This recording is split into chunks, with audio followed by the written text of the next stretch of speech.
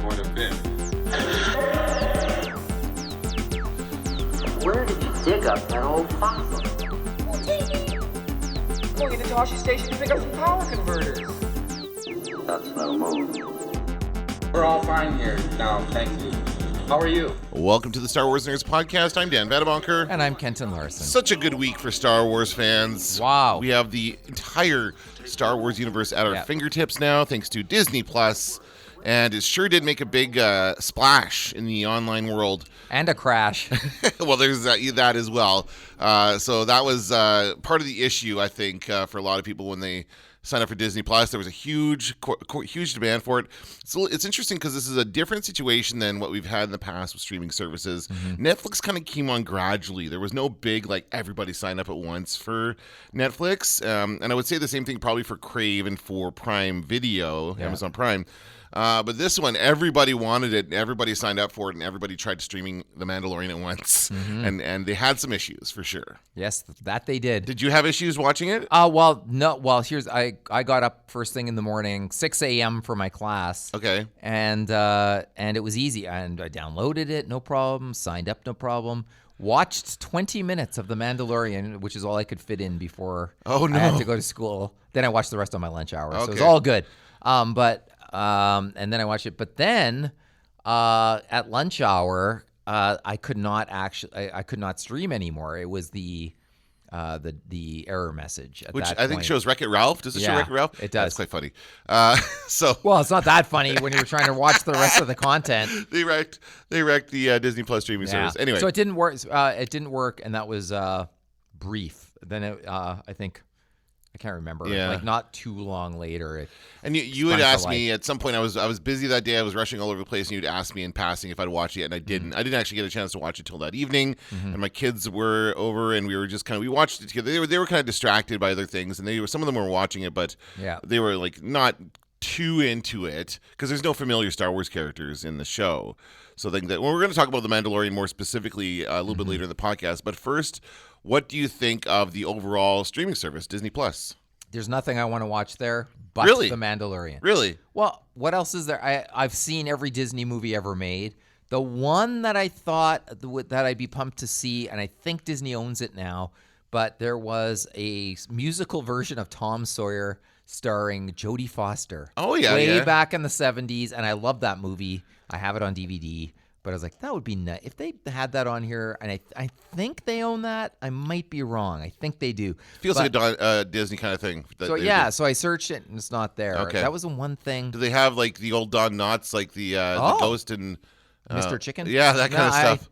I did not look for that. Mr. Boogedy? We could spend a whole episode just looking up obscure Disney movies. I have seen... we've all spent our lives growing up seeing that stuff.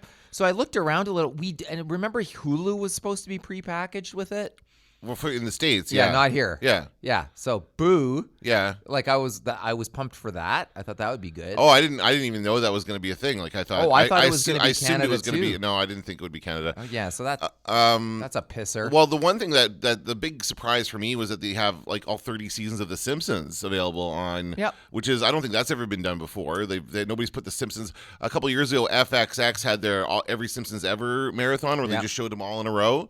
And which is great. A lot of people loved it because they like those really good classic episodes from maybe season, I don't know, up to season 10 or so. Yeah. And then it kind of goes downhill after that. But it's great to have everything available to you. So if you want to watch it, it's there. Though I never will. Well, I might rewatch some of my favorite Simpsons episodes. I think I could see myself going down the Simpsons rabbit hole once or so, in a while. There's so much new content coming out all the time. Would you rather watch the new season of Man in the High Castle? Or would you rather watch some old Simpsons episodes? Right. And the default is always what's new. You're right. And we live in an era where that's just a reality. I also like that they have I love that they have all the Star Wars in one place. That's nice. Just every single Star Wars movie except Solo, because Solo is still, I think, on Netflix, and they don't have it here. It might be a rights thing for Canada. And they also have free Solo, I noticed. They have free Solo as well. I didn't know that was a Disney thing. That's the movie where they let him go. Yeah, that's right. But they and they also don't have Marvel's Agents of S.H.I.E.L.D. They have every Marvel property except for that one. And I suspect this also. I mean, any listeners in the States, if you can search it and see, I suspect that's probably available in the States, but not in Canada because that show is broadcast on CTV and it's still a ongoing show. Like there's still another season at least of that going on. So I suspect that's a usage rights thing. Yeah. So some of that stuff that the other people have the rights to in Canada, that won't show up on Disney Plus until all those agreements expire. As well, none of the Netflix, our Marvel shows, Daredevil and Punisher and all that stuff, none of that stuff is on there. So, but I mean, I think it's nice to have. It's a good, I guess it'll be the original content that keeps me coming back, but it's nice to have access to all this stuff. That was they really limited your access to it before this. Disney's big MO was like, it comes out of the vault, it goes back in the vault. It comes out like that kind of stuff. You know what's not on there? Song of the South. Of course not. That's a racist. You must. The podcast, You Must Remember This, is right now going through the history of Song of the South. It's really good. You Must Remember This got its mojo back in this season. Yeah, I kind of fell off that one. Yeah, me too. But it got really good again this season, and they're sort of recounting it. And I saw Song of the South when it was re-released in the theater with my father. Okay. And, was just a young boy who liked Zippity Doodah and was unaware of at that point. I remember kids loving that movie. Well, I remember watching it on The Wonderful World of Disney on Sundays, right? That was, and that probably was in the 80s at some point. Yeah. So the movie still exists. They just will, I guess, never release it again. Well, I mean, there's a whole ride based. Splash Mountain is based on that movie. It is, yeah. So like they've that Brer Rabbit and Brer Bear and all those animal characters. Yeah. Like the issue is with the racial stereotypes. That's the problem with racist it. by today's standards, For sure. absolutely no doubt. Yeah. But there's other movies that are racist by today's standards, which are still considered to be of their time, but sort of a chronicling. They show you a window into racial attitudes of the past. Yeah, like Peter Pan is one of those, I think. Well, there's debate about, is it better to have these to shed light on what those stereotypes were back in the day, sort of a cautionary tale, or is it better to lock them up and never see them again? So they've recreated this song. They've redone the song "I Am Siamese, If You Please" from Lady and the Tramp. Well, that one was always... It's pretty racist. Yes. I even remember being a kid going, this seems unconscionable to me. Yeah, I agree. It was sketchy at best, and so they've I don't know what the new song is, but they've redubbed that into the animated version. Of course, they also have the live action version of Lady and the Tramp, which is unique to the streaming service, but I have no desire to watch that. I did check out the Jeff Goldblum show briefly. I was not interested. It's about the first episode is about sneakers. I'm not interested in that in the least. So you might want to check it out. You know, you like your sneakers. I saw Jeff Goldblum had a show, and I was like, I think I'm going to check that out, but I have not done it yet. And the other one is the Pixar in Real Life that I checked out, and that's more of a kind of a hidden camera gag show. It's like Just for Laughs, like that gag show they do, except it's like. So what they did and again, they're all these shows are 1 week at a time. There's none of them coming out all at once, which I think is a mistake. It's fine for The Mandalorian because that's their kind of destination one, but all these side ones, I think they should just put them all out at once. So the one that they released this week for the Pixar show was like they created a real life console like they have in Inside Out, like the control panel, and basically people could do it, and it was in like Washington Square Park in New York, and basically people could go up to it and press buttons, and then the base of the thing glowed a certain color depending on what buttons they pressed, and when it glowed like yellow, these two actors would come out of the crowd and act out a scene in which they're happy, and then you press sad and it becomes sad, and the people can't figure out how the actors know that they're pressing the buttons, but it's simple. The base of the thing is glowing. They can't see it because it's in front of them. So it's okay, but I'm looking forward to more of the episodes where they have like they recreate a real life Wall-E and stuff like that. Like that sounds a little more cool than this one. So we'll check that out. But yeah, the big show everyone is excited about was The Mandalorian. That's the reason I got this, sir. Yeah. I would not have got it had there been no Mandalorian. Yeah, exactly. So what did you overall thoughts about The Mandalorian? Spoiler-free thoughts, and then we'll get into spoilers. I loved it. Yeah, overall, I loved it. My only complaint is that it was too short. 40 minutes is not a full episode of television. That is a good complaint to have. And that's the only thing I have. Like, really, come on. And how about give us all the episodes at once? And I know you don't want people to cancel. Well, yeah, you could binge them all and then cancel in the 7-day free trial, right? Which is, so I get that. But I think you're right. I think a lot of people don't like the fact that they have to wait for the episodes. I'm okay with it, but lots of people have that complaint. Well, I I mean, to me, when we go see a Star Wars movie and you're so excited you can barely think, and you're just like, oh, let's see this already. I can't wait. That was for me like The Mandalorian. Like watching that first 20 minutes, I was like, oh, this is painful. I got to go to school. What are you gonna do? You got to catch that bus. That's why I waited until I could watch the whole thing at once. Yeah. And really, it was. Well, I watched it twice now. Have you seen it more? No, than I once? didn't see it the second time. I didn't get a chance to watch it again last night, but I will watch it again. And of course, we have a new episode. We're recording this on a Thursday. We have the new episode dropping tomorrow. So I'm very happy that we don't have to wait a full week for the second episode. But then it's going to be every Friday after that. And I posted, in case anyone listening is interested, the full schedule of release dates is on our Facebook page. I put that there so people know when it's coming out. So it's funny because Steele Saunders is talking about having like watching parties, live watching parties with everybody, so we all watch it at once and then can all talk about it as we're watching it. I would rather watch it by myself and then talk about it. Yeah. Or watch it by myself. Watch it with somebody or watch it and talk about it later. I was shushing my kids as we were watching it. Shh. See that and it's a quiet show. Like it's not. To me, are we going to talk about the plot now, or do you want to? Well, what I would say overall, before we get into spoilers, is that I like the look and feel of it. It's got a great kind of sense of, and it definitely feels like a Star Wars movie. Mm-hmm. Like the budget is there, the costume design, all that stuff is excellent. Yeah, I guess that's it. And there's a lot more comedy than I was expecting, but I shouldn't have been surprised about it because Star Wars does have a good amount of comedy in it. There are funny moments in Star Wars, and there were funny moments in this as well. Yes, there is much, lot of fun, a lot more fun than I ever expected based on the trailers. Yeah, the trailers look like serious business. Yeah.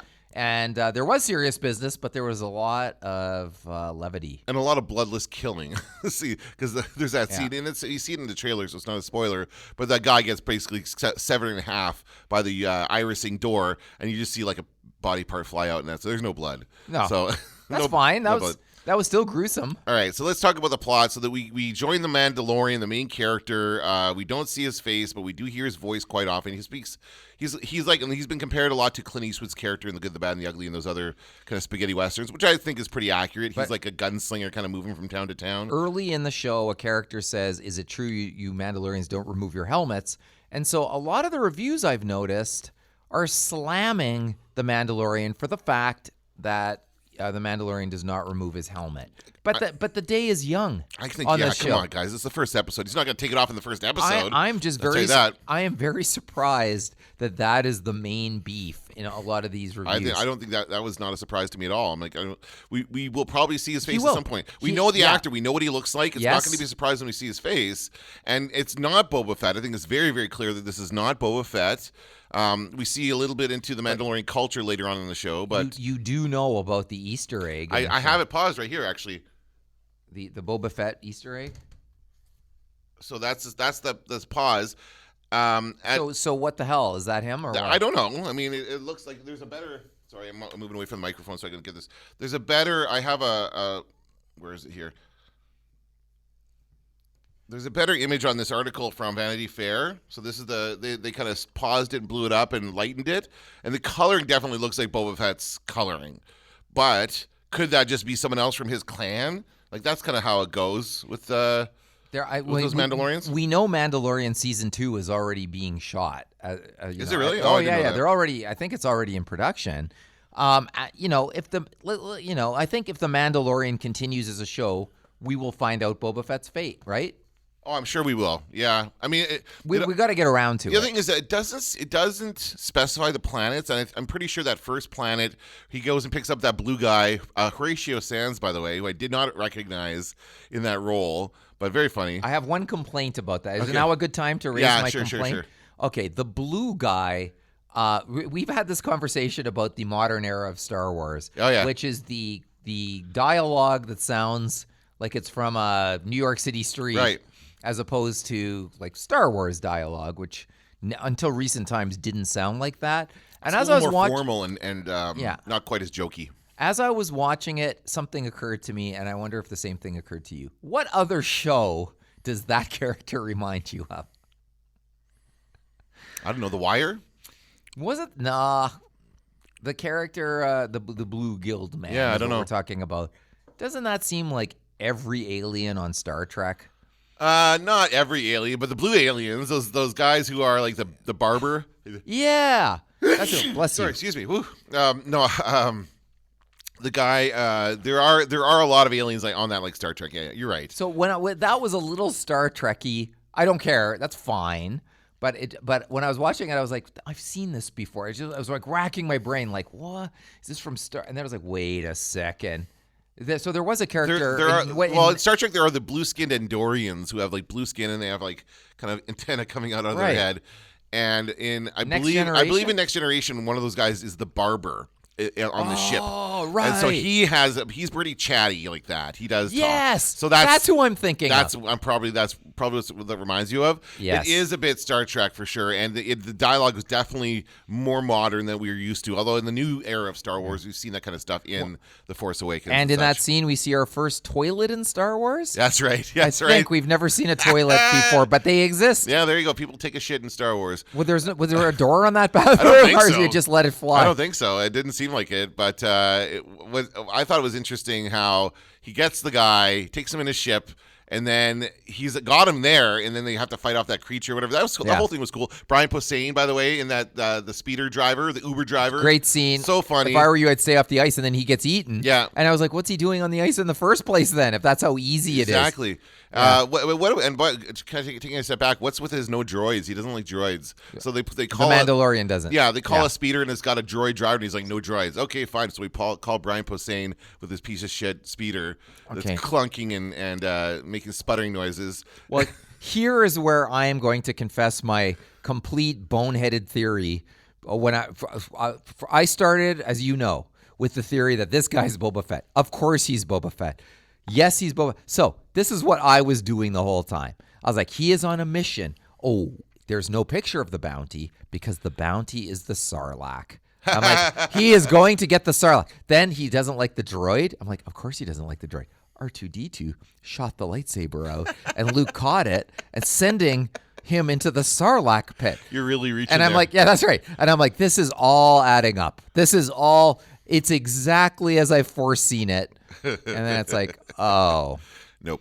No, that's okay. But so he fights him off, gets him in the ship, and then they kind of fly for a bit, and then the guy's like making all the excuses of, I got to go to the bathroom, and and he goes back, and he's, I guess, I got to drain my whatever he says, my weasel. Yeah, you don't want to see. Yeah. I mean, there's jokes in there, and then he goes to the back where he discovers all the freeze-dried carbonite prisoners that this guy has collected. So basically, he gets him in the ship, and then he's got his own little mini carbonite freezing machine, and then he sticks the guy in there, and that's how he brings his guys in. So, but now that's a plot point that's interesting too, because as far as I know, like Boba Fett wasn't sure when they carbonated when they carbonized. I like carbonated. He's no use to me dead. That's his thing, right? Right. Yeah. So he's not sure it's going to work. Yeah. So is that where Mandalorians start carbon freezing their prey? Maybe it was a thing that, and now there seems to be this kind of inner circle of Mandalorians. The Guild, right? But it's not just Mandalorians in the Guild, because there's like robot IG-11 is part of that as well. So it's a bounty hunters guild. But he goes and gets that. First, he gets that payment from Werner Herzog, and it's that weird metal, whatever it's called, and he gets that made into kind of a shoulder plate for his armor, right? So we get flashbacks. Yeah, there's some backstory there. So you see him as a child, and so we know it's not Boba Fett. Yeah, it's not Boba Fett. So then, and then the Great Purge, we don't know what that is. We don't know what that is. So there's a lot of kind of hints and stuff, which is great. I really like that they're kind of they're building out the story a little bit at a time. And when he got that in that scene where he gets the metal plate and there's all the sparks flying, I couldn't tell if that was that just it's just newly done armor, so the sparks are flying, or was there some kind of electronic device on him? I don't know. I thought there might be an electronic device on him, but I might be wrong about that. The second time I watched it, I noticed it was almost like I thought they were gonna reveal that it was like he had a droid arm. He had a part of him was metal, like Luke. There's got to be a reason why he doesn't like droids, and we're probably gonna find that out. But when he goes down into that kind of dungeon or wherever that is, that's where we see the potential Boba Fett. There's also a couple other Mandalorians along there as well. So clearly, a lot of Mandalorians are part of this guild. And so it's not all Mandalorians, right? So he's got the kind of network of maybe when Boba Fett first they did the carbon freezing and it worked and they found out Han Solo lived, although he would have been in the Sarlacc. Never mind, because there's no way for Boba Fett to communicate that to the guild Unless he's out. Okay, maybe he's out. Maybe that's a hint that he's out. No, but there is a gap between. So Boba Fett first uses the carbonite in Empire Strikes Back. Yeah. So there is a time between that and Jedi where. But they don't know that he survived until they thaw him out, right? So they don't know the Han Solo. Oh, I see continues what to you're live. saying. They thaw him out. They take him out to the barge, and then Boba Fett gets narked into the Sarlacc. So he would not be able to communicate that Han Solo survived that unless. Well, there's probably time between. They probably had time to gather their belongings and their luggage before they got on the skiff. That's right. He radioed it. He's like, by the way, he's alive. Yeah. Let everyone know. Carbonite is the way to go. It's so easy. It's carbonite. So convenient. It turns out he lived, and I got to get going. I got to pack a toothbrush. Yeah, I got to go. We're going to throw him in a big pit. See you later, Mom. We got to make it to the Tatooine Hyatt by noon. So let's talk about a little bit of those details. There are a lot of great little Easter eggs and moments, I thought, throughout the episode. The salacious crumb being roasted over the open spit was hilarious. I loved it. I never thought we'd see that again. No kidding. That creature. Now that makes me think that planet is Tatooine. Yes. Although we don't know. That doesn't say that, but it looks like Tatooine. I kept thinking that when he walked down the stairs. That one scene. I thought it was Jabba's palace. Yes! It looks like Jabba's palace. It looks like the staircase on the way in that everybody uses to come in to talk to Jabba. I was like, that's where we must be. Yeah, but then again, I still had my mindset on that. It could be similar architecture, right? That could be another hint that that's on Tatooine because similar kind of buildings and that kind of thing. So there's that. What else do we have in there? There's a couple other things that jumped out at me as far as the little guy that comes out of the door and he's that guy. Jabba Palace. Greeter. That's why. Yeah, very similar to that. It was maybe the same one. Or same model, right? Like they could selling it on Tatooine. So I think that's although they don't come out and say it, I think that's all kind of strong hints leading towards that all happening on Tatooine. The whole thing of them finding the and this is the big spoiler, of course, the bounty at the end. Oh no, let's wait for a second. Let's talk about he meets up with Nick Nolte, who's a Ugnaught. Not apparent to me immediately that was Nick Nolte until I watched the credits and I go, oh yeah, like I forgot he was even in this. I don't believe that body was Nick Nolte. No, I think he just has a voice. Yeah, I think it's not. He's not going to put a bunch of makeup on. No. So it's he's like laying in bed delivering that that's right. performance. That's right. Yeah, he's in jail. No, I'm just kidding. Try to ride this Ronto. Say it with more conviction.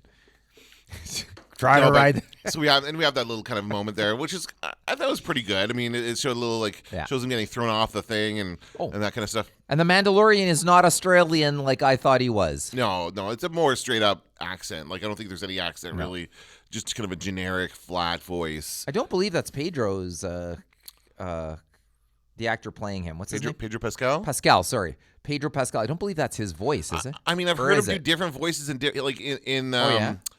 what was that movie he was in? Prospect. He does kind of a southern accent, so he can do different accents. I think it probably could be his voice. They just obviously they're modifying it to come through a speaker, like the way I know what I mean. They're all that sort of stuff. So I suspect it's probably his voice, especially if he doesn't get to show his face for most of the series. Let's have. I don't mind that personally. No, I don't either. No. Okay, so then he moves into the base camp where they're keeping this thing, the bounty that he's been sent to find. We're just skipping over so much here.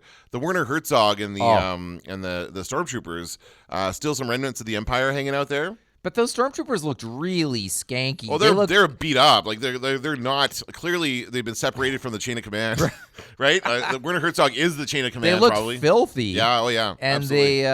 but still sort of ready to kill people. Right. Yeah. As usual. Oh, and the doctor. Werner Herzog introduces the doctor. Well, is he a doctor or is he a scientist? No, I think he says he's the doctor. Okay.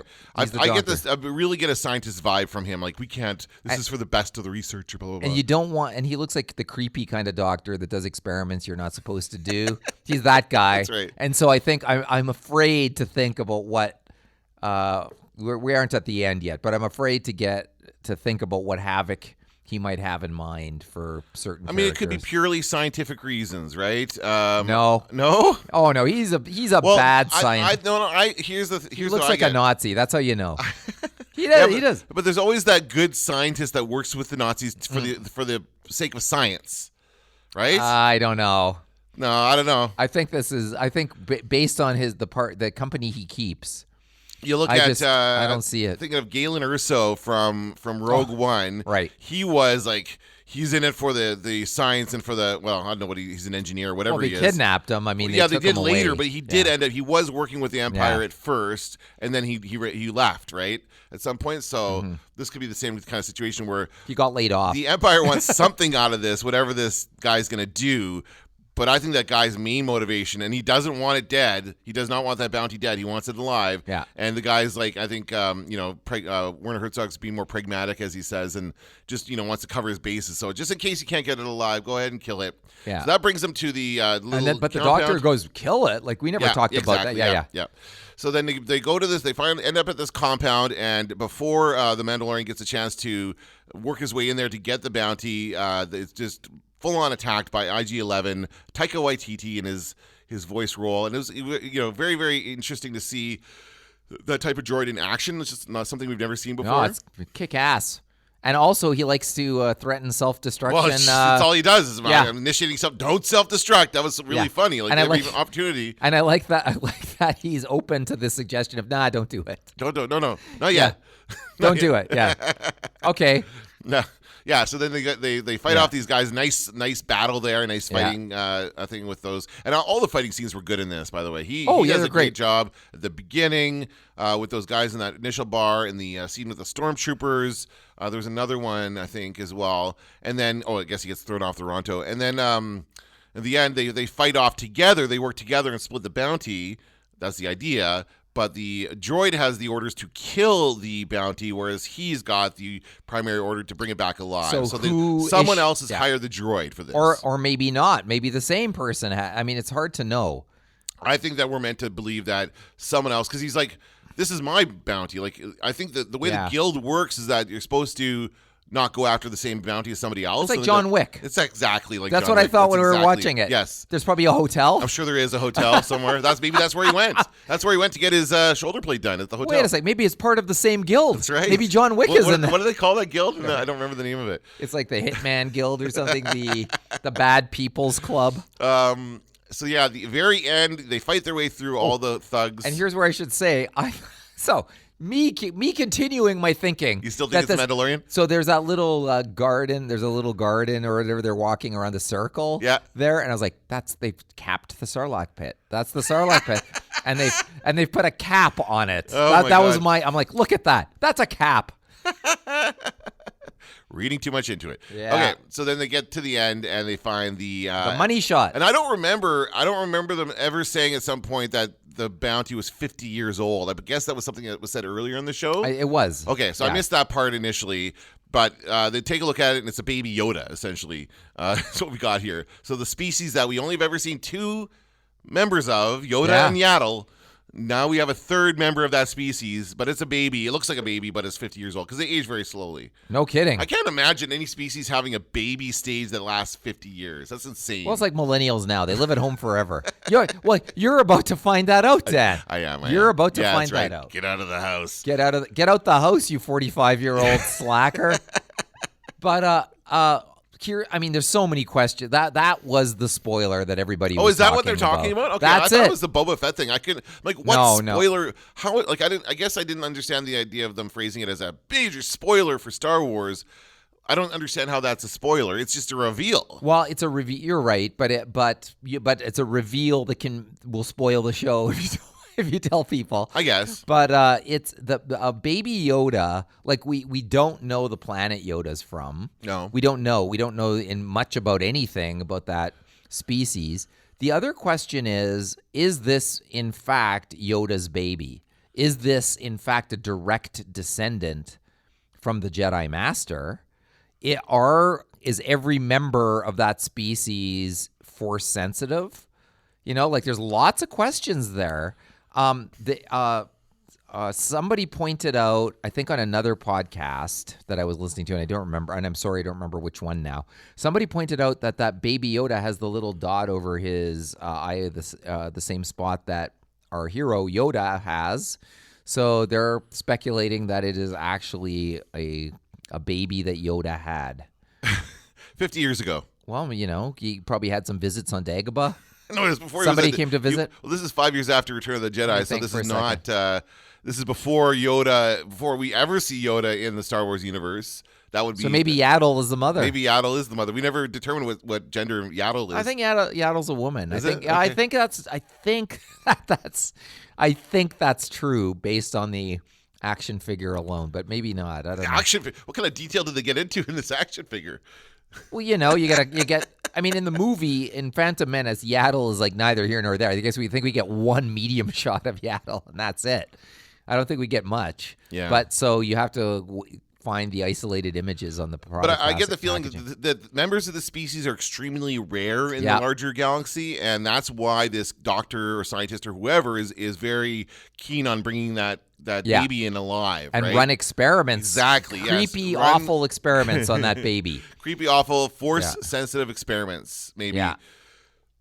But I think that what we're going to see, and maybe this is a bit too predictable, but maybe they'll surprise us, is that, the Mandalorian will develop a attachment to the baby. Well, it's already been done. That's already established, and we Yeah. know that the Mandalorian is sensitive to that because the Mandalorian was part of the Great Purge, where And, they were was orphaned as a child. or Right, something. right, That's kind right. of what we get the feeling from those that's flashbacks. the simplistic backstory that we're Right. left to deal with. And so, yes, I think probably we will see that baby has not just force sensitivity, but is able to help out in certain situations. I think we're likely to see something along those lines. I'm really excited about it, actually, because it's completely different from anything we've seen in Star Wars, right? Yeah. We have not ever explored this alien's backstory or culture, completely new. Yeah. And it's exciting. I think I'm just can't wait to see the next episode. Well, I think the baby has to be delivered one way or another back to Werner Herzog. Yeah. Then the baby will be in peril. And that's where the Mandalorian will have to get the baby back, I think. I want my baby back. His baby back ribs. And then where does Gus Fring come into it, I wonder? Because Gus Fring, I know. we haven't seen him yet, but No. we know he's in the show. And he is also an Imperial. We see him flying a TIE fighter. Well, we think. I'm pretty sure he's an Imperial. But again, like what we're seeing here, I think, is 5 years after Return of the Jedi, the Imperials have broken into these little groups of like a commander or an admiral in charge of their own troops. But that's it. There's no central. Obviously, the Emperor is not around. There's no central figure. My question is, will this tie into the larger story and have something to do with Rise of Skywalker? Will we see something that hints at how the Emperor was able to stick around all this time, or anything like that? Do you think? I don't think so. No? I don't think so. I just think I think that what the first episode shows us of the Mandalorian is it's a small little part of the universe that we're dealing with here, I think. Okay. I don't think we're going to venture too far afield from that universe, but maybe we will. I don't know. I'm wondering at first when I was watching it, I got the feeling that it was going to be a kind of a villain of the week kind of a thing where every week we see him go after a different bounty and see whatever adventure happens when he does that. It would be kind of like what's a more conventional way of doing. I guess it would be like about Dog the Bounty Hunter or something like that, as far as like, a Star Wars version of that. But I don't think that's what we're going to get. I think that once he gets involved with this baby and kind of that's going to be the main thrust of the storyline. We only have 8 episodes. Yeah. And if they're less than an hour long like this one was, then that's not a ton of content. No. So I wonder, and here's kind of another question as far as how many people are going to cancel their Disney Plus subscriptions after Christmas when this is all done. Like what's the incentive now? A lot of people I know, actually know quite a few people who actually just bought the full year. Did you buy the full year or did you go month to month? I went month to month. Yeah, I did month to month as well. But I know like that was kind of what they're pitching, like buy the full year. It's cheaper if you buy the full year, and then that kind of keeps you Not hooked. that much cheaper. I think it was like about 2 the months. same. It was like $90, so you get saved 2 Wow. months. Big deal. Yeah. As opposed to canceling at any time. Right. Yeah. And I'm more inclined to want to cancel it at any time because I like to have the flexibility of that. And I used to do that with HBO all the time. With Game of Thrones, I would cancel it when Game of Thrones was on. When does Cassian Andor come out? I don't know. I don't know. I think that's the next one. It is the next Star Wars one. Yeah. Yeah. And so I'm in for that. I'm in for Obi-Wan Kenobi. But what about the Marvel stuff? Do you care about that? Like the Loki series and that kind of stuff? Yes, to a certain extent. If it turns out it's good, I'm in.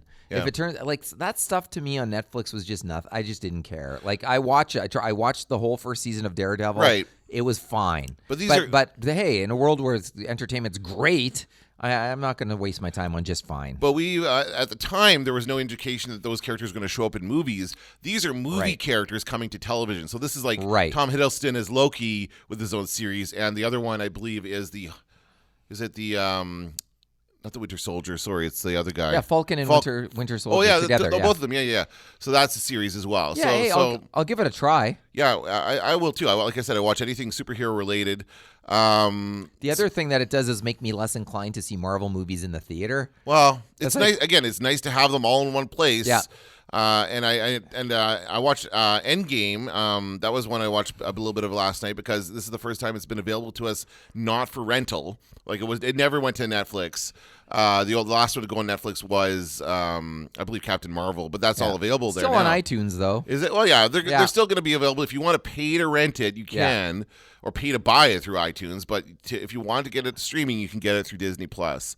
So I think that's kind of the advantage they have is that they own the right. Like they're continuing to create this content. Yeah, and that's their first step after it comes out on Blu-ray, DVD, on demand, digital on demand, which is iTunes, and then after those two steps, it goes to Disney Plus. It does not go to Netflix. It does not go to any other streaming service.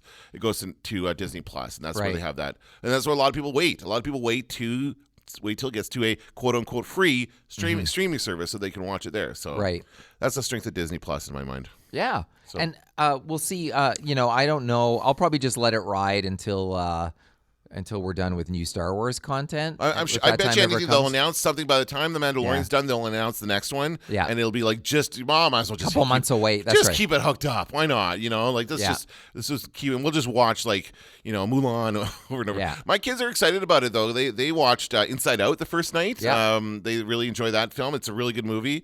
And my daughter in particular, she liked that they had the original Lion King. My daughter is not a fan of the remakes at all. Nobody likes the remakes. So she's like, oh, they have the original Lion King, so she's watching that. Mulan they've never seen because it's not available on any streaming service, and I've never been able to. I guess I could have rented it, but I never bothered.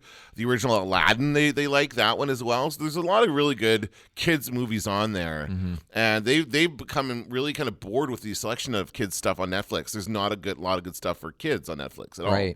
So yeah, I think it's going to really impact Netflix's bottom line and their customers. I think people are going to choose.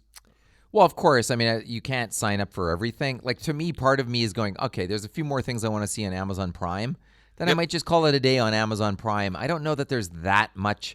Like, a Fleabag, last season of Man in the High Castle, Marvelous Mrs. Maisel. You got to watch The Expanse. There's that on there, too. Yeah. So, but once I get through that, I don't know. I don't know if I'm going to keep that Amazon Prime. I'll see. I find they've got a different selection of films than they do. Than Netflix. They've got a larger horror movie selection than Netflix does. There's certain categories that they do better in, but yeah. Before we go, I do want to talk about quickly. We do have, of course, as we say, all of the Star Wars films available to us through Disney Plus. And one change that came with this version of the very first film, Star Wars: A New Hope, is they've again modified the scene, the infamous Greedo scene, in which Greedo shoots not first or last, but at the same time as Han Solo. But what's the new addition to this scene? McLunkey. Over my dead body. Yes, I bet you have. McLunkey. It's very awkward because they cut to a straight-on shot of Greedo moving his lips, and it could have been any other thing that he said because he looks the same. Like whenever he says anything, you can't really read Greedo's lips. But he says McLunkey. I can't even say it. McLunkey. Clearly says McLunkey. No subtitles. The rest of the scene is subtitled, and then it gets shot. He shoots again. We see the whole thing where both laser beams go at the same time. So he shoots at the same time as Han Solo. So they did not. Apparently, George Lucas did that before he sold it to Disney. So can't Disney take it out? It is. I don't know. It was one last little gift from George Lucas to the fans, but that makes me want to go back to all the Jar Jar scenes and see if there's anything added there. Well, yeah, like we're gonna have to revisit all of these at some point. And again, now that we have them available, that's something you might want to do before you cancel Disney. Well, you own them all, I'm sure, on Blu-ray, right? You have all I do, but. am going to watch them again now that we have this. It makes it's it more easy to do. It's just easier. Yeah, Yeah, you're just gonna go. exactly. And you can watch it on your phone and anywhere you are. And I want to see if they've added anything else besides that. Of course, everybody went to that first because that was the most heated debate: is who shot? Han shot first. Did he not shoot first? Like when it got added later. And so to me, probably McLunkey is George Lucas's way of saying "fuck you." Don't you think so? I guess. Yeah. He's like certainly shown he does not care what the fans think as far as that kind of stuff goes. Yeah, it's like when Jar Jar looks into the camera. Yeah. What episode is that? Yeah. I 2? know. I think it's episode 2. Yeah. Where he looks into the camera and it's like George Lucas going, "I know you hate this guy, and I'm going to make him look at you and through the camera." And that's why it wouldn't surprise me if there's one more little Jar Jar Binks something or other added there. And when people ask George Lucas, who's your favorite character in Star Wars, he says Jar Jar Binks and stuff. And does he say that? Oh yeah. Oh, it's because he's a troll. Like he's trolling. I think that little McLunkey he's trolling the Star Wars fans. That's pretty funny. Good for him. Hey, God bless you. We'll see what comes next. What else? And of course, they also have available on there all the Star Wars series. There's a lot of Lego Star Wars. I didn't realize how much there was. Yeah, before. lots. But of course, Rebels and Resistance, which I've never watched. Yeah. But no Endor films, no Ewok films. Oh, right. And no holiday special. So, do you think those will ever come to Disney Plus? We don't even need them because they're on YouTube. Yeah, and I don't know that they care that much about it, but I would also love to see that, and I would love to see the Droids and Ewoks animated series come to this service as well. Why not? So I think that would be a great idea. They should really try to get all that stuff on there. All right, well, we'll continue talking about it as the weeks go on, as we get closer to New Mandalorian tomorrow. Yeah, hey, can't wait. Yeah. It's going to be fun. All right, that's going to do it for this episode of the Star Wars Nerds. I'm Dan Vadabonker. I'm Kenton Larson. Don't let the Force hit you in the ass. I'm taking an awful risk, Vader. I don't know. I can imagine quite a bit. Going into Toshi Station to pick up some